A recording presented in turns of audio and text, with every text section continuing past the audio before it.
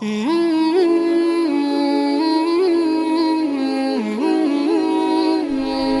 Allah Subhanahu wa taala memanggil Nabi Musa di lembah yang namanya Tua di Baitul Maqdis. Nah, ini muncul problem. Loh, Allah memanggil Nabi Musa di lembah Baitul Maqdis, namanya Tua. Loh, berarti Allah ada di sana. Berarti Allah ada di mana? Ada di sana. Ya, sebagaimana mereka orang-orang akidah, sebagian saudara-saudara kita yang mengatakan Allah ada di langit. Kenapa? Buktinya banyak. Nabi Muhammad Isra Mi'raj. Mi'rajnya Nabi Muhammad kemana? Ke langit. Di atas langit. Ada hadis riwayatnya sahih, riwayat Imam Muslim. Hadis yang populer dengan istilah haditsu jariyah. Ada budak perempuan. Nih, dengarkan baik-baik. Budak, aina Allah?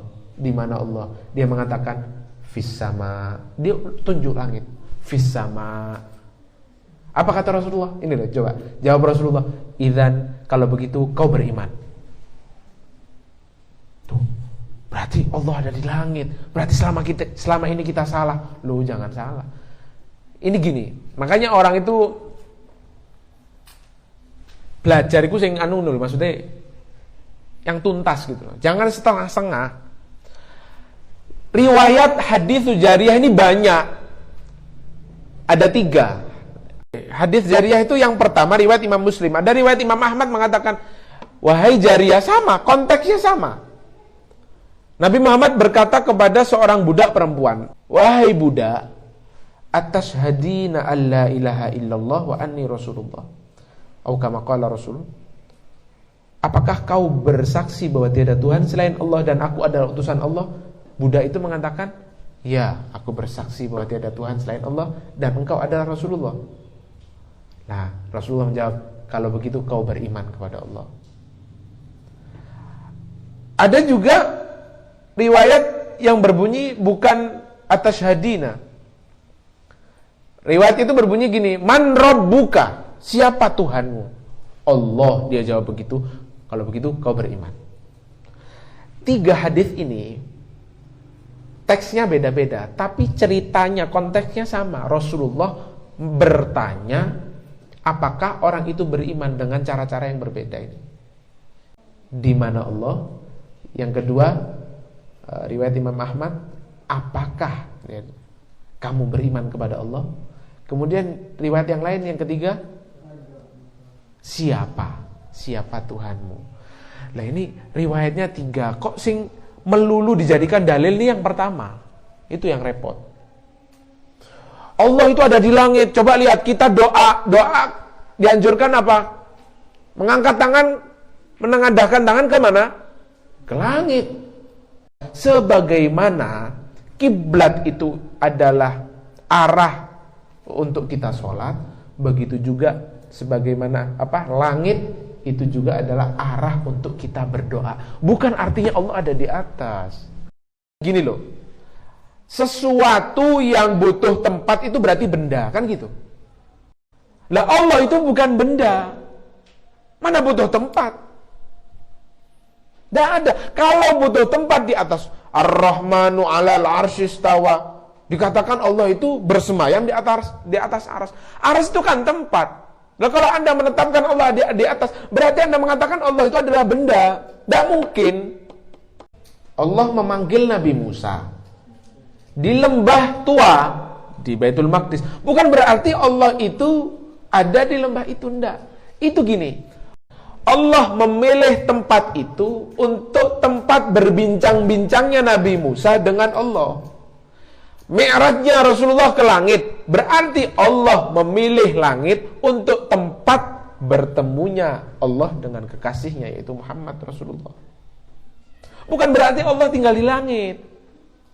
Lah, terus Allah di mana, Beb? Nah, dijawab salah, tidak dijawab salah. Dijawab pasti salah. Allah nanti di mana-mana salah. Loh, berarti Allah banyak di mana-mana. Gini loh, jawaban itu butuh yang namanya soal pertanyaan yang benar dulu. Pertanyaannya ada dulu, yang benar dulu pertanyaannya. Baru bisa dijawab. Lah ini pertanyaan yang tidak seharusnya ditanyakan. Karena pertanyaannya sudah salah. Bagaimana mau dijawab? Allah di mana, Beb?